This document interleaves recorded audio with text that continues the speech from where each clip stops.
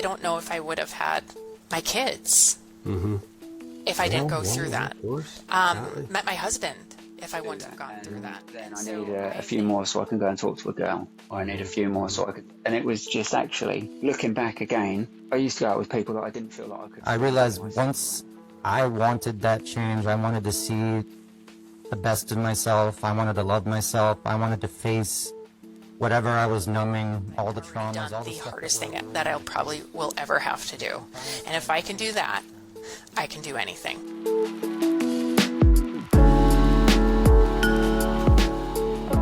My name is Jimmy Thistle. Fast am I. Fast am I. Welcome to Radio Vannin. Thank you, Christy. Gurmaid. It's such a pleasure to be here in front of you again. Yeah, it's lovely to see you. I think the last time we were talking, it was probably about your photography, or were you off doing some... It was the walk. Walk. Yes, you were doing the walk, weren't you? Yeah. That was over 2 years ago. Oh, my goodness. Yeah. So that was, going past us on Douglas Head, and and it was a fantastic experience, and we did raise a lot for Motivate, and it was so good. But thank you again for having me in for that, because it did raise awareness and bringing it to the forefront. Yeah. And of course, you've just recently done the Road to Recovery Walk as well, which I've had a lot of people attended that, and what a wonderful event it was. But all this we're talking to you about because you have your own podcast, and this, I remember a little while ago you messaged me about this and said, you're starting up this podcast. It has gone great guns, this, hasn't it? Tell us a little bit about it. I kind of had the idea for a while. When I first got sober, over 5 years ago now, I started doing little snippets and little short long form videos on YouTube, and and that was going well, and I still kind of do that. But for me, the main tool in my recovery box was going into meetings, whether it be SMART, AA, NA, all of those, and listening to other people's stories. But as you know, those are anonymous. You're not allowed to bring the stories out. And, and I wouldn't want to share other people's stories unless I was talking to them. And yet there are, a load of recovery type podcasts out there, but I thought, why not add another one, and add a bit of a different kind of angle to it. So I've just got it's been going since January this year. So what are we on, about 10 months nearly now. So yeah. And it's, I've had a few of the, I would call them big players on Instagram, people like Sober Dave and Louisa Evans, and that's that. I don't want to kind of make it that I'm just going for the big players. Do you know what I mean? It's more about listening to the real people's stories, and that is what helped me. So I think by getting these people's stories out and just having a conversation with them, because it is, I don't like the word interview. It's just a chat. We're having, they're a guest and we're having a chat. And it's a bit about my drinking days, but it's mostly, we go right back, we learn about a bit about their childhood, when they had their first drink, which I would have to say, about 80-90% of my guests, it's 14, Really? Yeah, 14 is kind of the kind of average. I was 14, but as I say, some of them were as bad, if not worse, as me. And we've spoken before.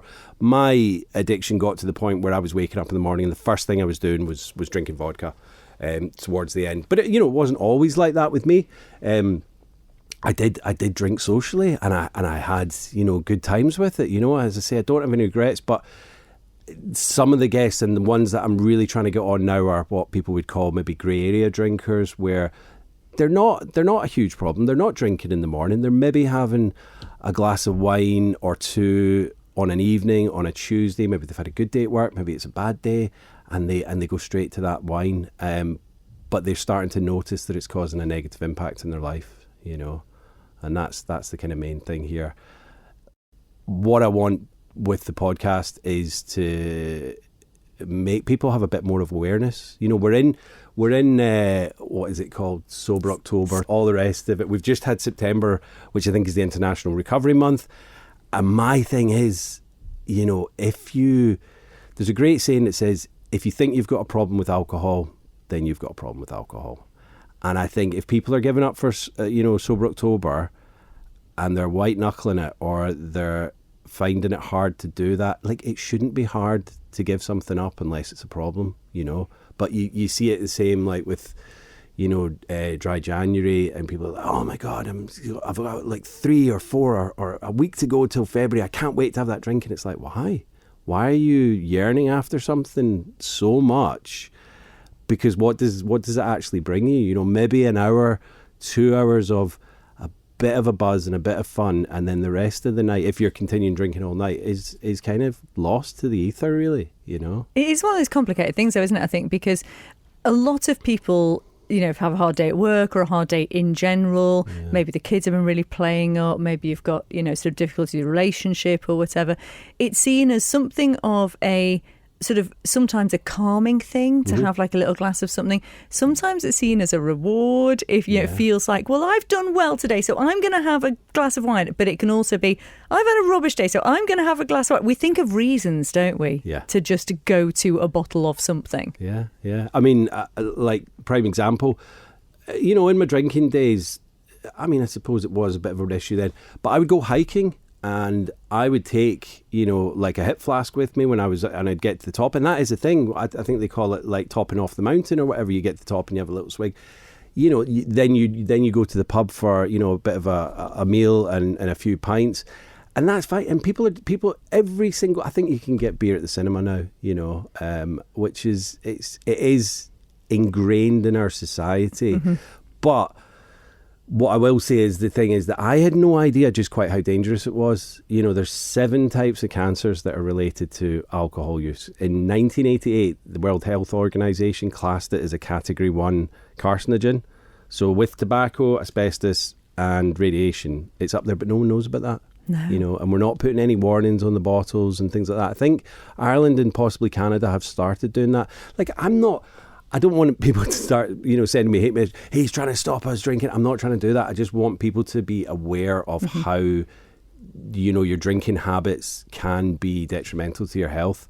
And I think, being the Isle of Man being, biosphere nation, we should be at the forefront of bringing that in and saying, listen, we want to look after our people. Let's put labels on it and let them make up their own mind, And I think that's what, I have a lot of friends that are listening to the podcast.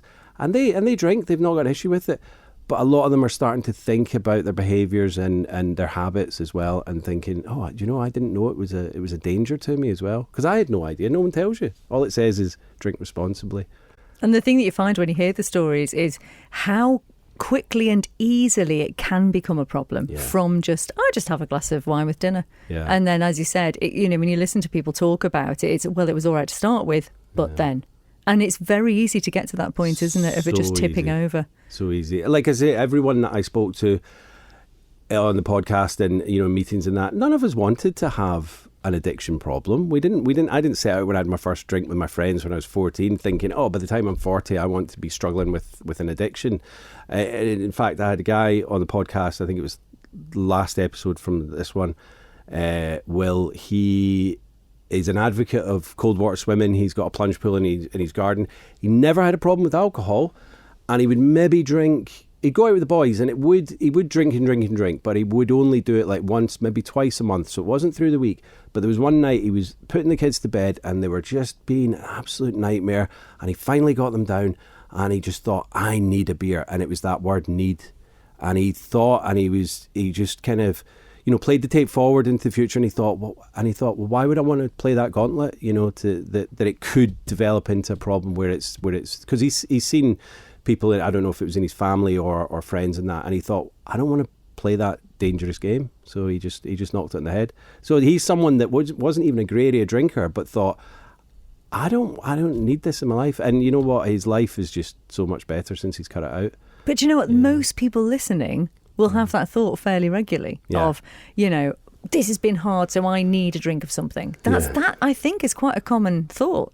Oh, of course it is, because it's what society's kind of told us to do. Like, we maybe watch our parents do it, and they've watched their parents do it. So it's just this normalised behaviour in society that, what are you going to do if, like, you see the movies and something nefarious has happened, or there's been a death or whatever, and the guys sit round the table and they pour the brandy in the nice glasses and all of those things, like a ritual to like it, a ritual, and we see that on screen and we think, that's what we do in those situations. And like, if you look at the soap operas, all of them are based around the pub, I don't watch soaps, but we're all, the nation's watching those, and they're all based around. And I know that pubs and that, they're a social hub, and I get all that, but it's just been a bit of awareness about what you're doing to yourself. I think that for me, I think that there's different elements, isn't there? So first of all, when you're a teenager, there's that notion of wanting to fit in. And I know one of your guests has recently been talking about that notion. It was Ollie or someone talking about wanting to fit in, and so starting drinking at a teenager, and it went from there.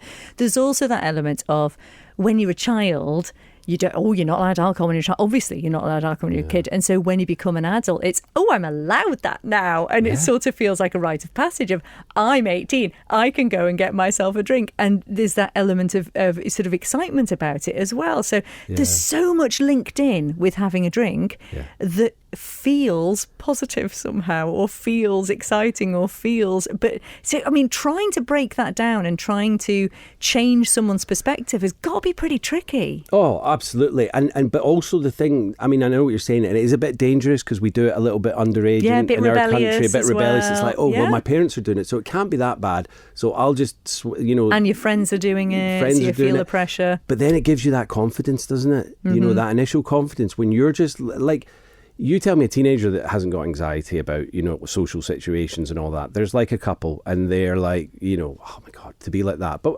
majority of people have got this, I don't know what to say, or am I being funny, or have I got enough chat and all that. So when you go out and you discover alcohol, it's like, you're just opened up and you're loose. So we kind of stunt that kind of bravery, like developing, because I think it's the prefrontal cortex, don't know, it doesn't develop until we're about 25, 26.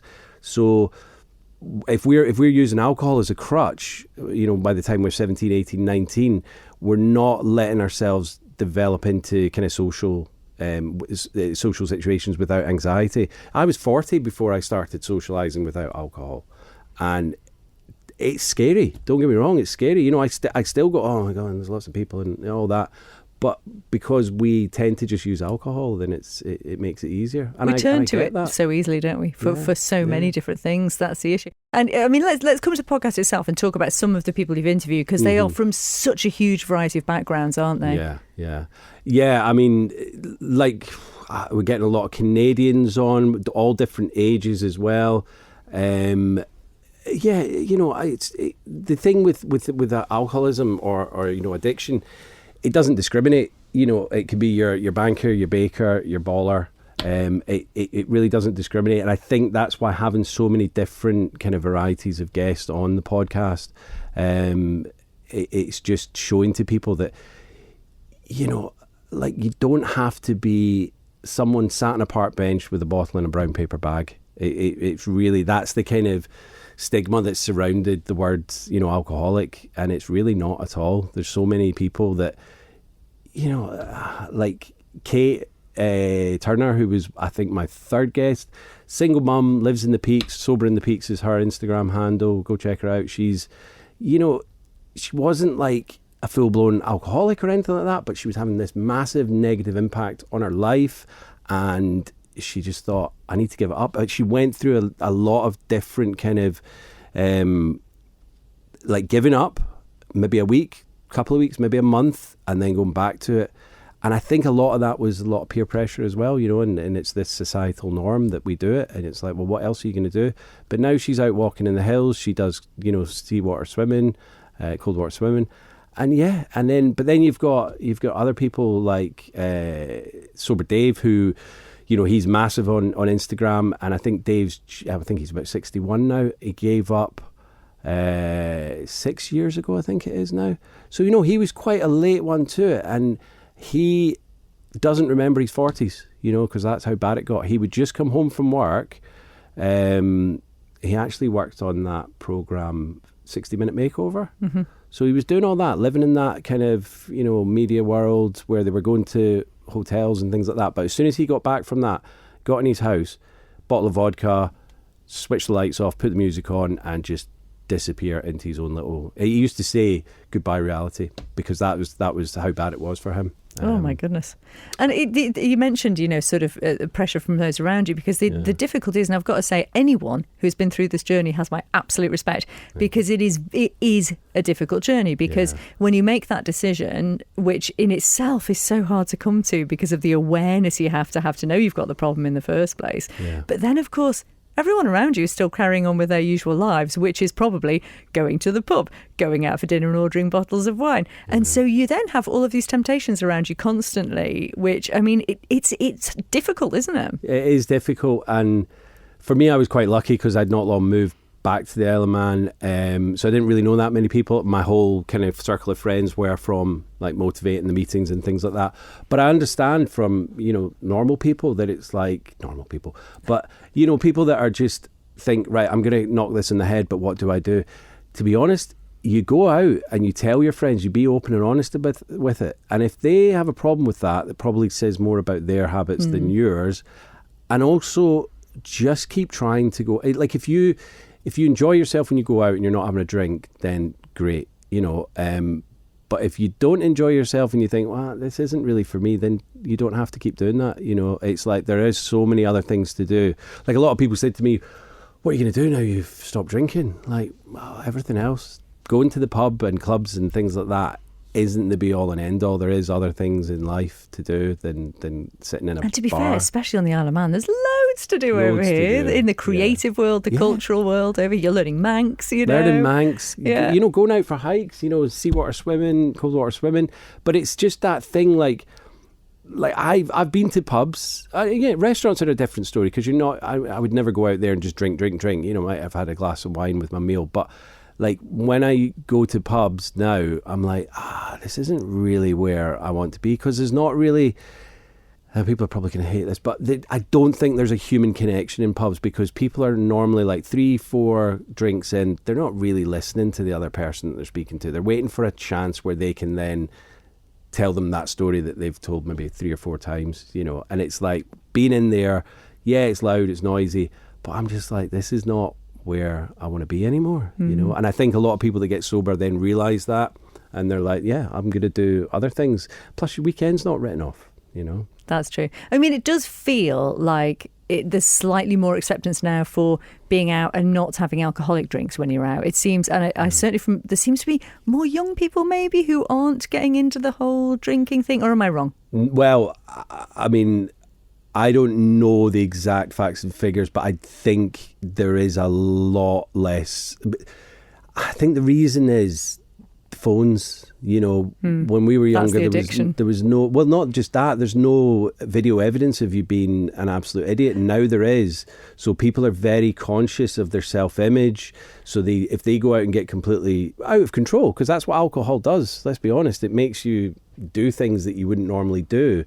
So drink responsibly. I don't think that works on the bottles, but they're very aware that if they do something stupid, that's going to be all around, well, school, college, whatever, and they're going to be made a fool of. So they're very cautious of that. But also the fact is, they Google things and they'll probably see, alcohol's not really good for me, so I'm very health conscious and I don't want to put that in my body. But it's like smoking. They're not really smoking as much. I think they vape, but the jury's still out on whether vaping is, it's definitely not as bad for you as smoking, but I think they're hardly smoking at all anymore either. So I do think alcohol will kind of go that way as well eventually. I think people start to realise that it serves no purpose, and apart from the first couple of drinks, after that is just kind of chasing that initial hit, which you never really get to. And there is the darker side of it as well, because alcohol does kind of tend to, like all of my guests, well, the majority of them, they all end up drinking on their own, and even if they've got a partner, they're doing it in secret. They're hiding bottles, and the addiction wants you on your own. It doesn't want, and so people start pushing, friends, family away because of that, and they don't want to blame anything. They want to blame everything else but the alcohol, and that was exactly how I was as well. And I see the pattern and time again with the guests as well. Yeah. Well, congratulations on your journey as well, because your life is a very different life now, isn't it? Yeah, without a doubt. 5 years in August it was, and it's just unbelievable now. Married in August, and just the most amazing woman ever. I've got 3 amazing stepkids. So yeah, if you told me that 5 years ago, when I'd just been like, what would I be, maybe a month and a bit sober, 2 months sober, I would have been like, yeah, whatever, let me get through this day. Because it was, but at that point it was one day at a time. And that goes as well. There's a lot of people at the beginning and they're like, oh, I don't know how to get to the next day and all that. And then even a year and they're like, I still have thoughts. Like, I know for a fact that I'm never going to have an alcoholic drink again, And I know a lot of the meetings say, oh, you should never say never, and it's one day at a time and all that. Yeah, I know I'm not going to, because I don't hanker after it. I don't have any reason to, and I know where I'll end up if I do have one again. But of course, everyone's journey is different. We should say that. And so I suppose if someone's listening, they are a little bit concerned about themselves. What do you think? What would be their first steps, do you think? So I would definitely try and go to a situation where they would normally drink and do it without alcohol, and see how much they're affected by that, and how much they feel they're being pulled to have a drink. And if that's the case, then try and give it up for at least a month to begin with. But I mean, I always say 3. Like, if people are doing Sober October or Dry January, it's not enough, I think, to feel the full difference and get the clarity of mind, and even your skin getting better and in your wallet. 3 months is where it's at. They always say like 90 days to 100 days is really where you start to notice a difference. You'll be clearer, focused mind, and you won't have that same pull of the alcohol as well, because you're kind of 3 months done and you think, well, I might as well carry on. And a lot of the people on the podcast have initially just set out to do 100 days, and then they've just carried on because they thought, why would I go back to that? Because I feel better, I look better, I've got more money, but I'm still managing to do all the things that I was doing before. Maybe not going to the pub as much as they were, but they're spending more time with their family. It's like, that's that old thing, like, finish work on a Friday and go to the pub, but you've got family at home. Why are you doing that? I mean, obviously I've got, a new family, and I can't wait to get home and spend time with them. And that's what it should be about. It's not spending time in dingy bars, is it? No. Well, you certainly, you got this thing licked. We're really, really pleased for you, Jimmy. What about one other question then? Because if someone's listening and they're concerned about a friend or family member, how do you support someone who's going through this? Yeah, just be honest with them and tell them straight up. People were honest to me at the beginning, and I didn't want to listen to it. The hardest thing is, don't give up on them. Obviously we've spoken about Motivate. They're a great source of help, not just for the people going through it, but also the family as well, or friends. So if they're not wanting to listen to it, they can go and get counselling individually from Motivate as well on a one-to-one basis.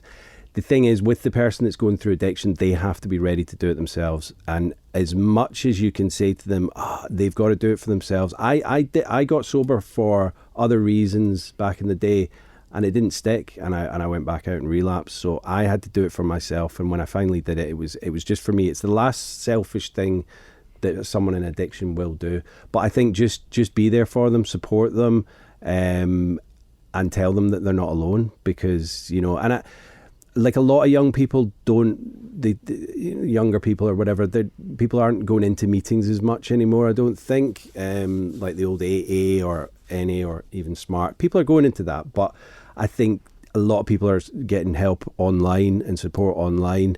For me, it was listening to YouTubes, watching films, reading books, and listening to podcasts. I'm not saying that come and listen to my podcast and it'll help you get sober, but it'll make you listen for the similarities in other people's stories and understand that, you're not the only one. I used to hide bottles behind the stem of the sink in the bathroom, and I thought I was super crafty. Turns out loads of people do it.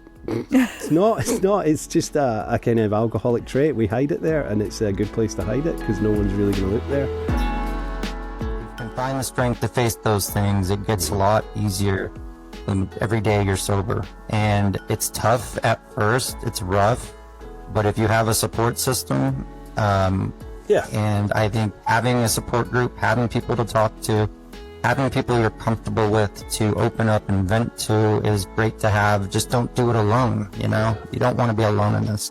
You know, the hardest times build the toughest armor, and the hardest things can bring on the best of things. And so those hard things can make you into such a confident and such a tough person. So any hard thing that comes my way now, I'm ready for it. Do listen to Jimmy's podcast because it is brilliant. Where can people find it, Jimmy? So it's called After Hours with Jimmy Thistle, and they can find it on any of your preferred podcast platforms. I've just started doing the video as well. So the initial, there's 43 or 44 episodes out at the moment, and I think about 6 or 7 of them are on video. You can get the video on Spotify and on YouTube, but all the rest is on audio as well. Well, all the very best with it. It's Thank you, obviously Christy. doing great stuff, and it's really, hopefully, changing people's lives. Yeah. So, Well, thank you. Guru Mayed, Guramaid. as he moo, wouldn't you? He moo. Thank you, Christy. Cheers.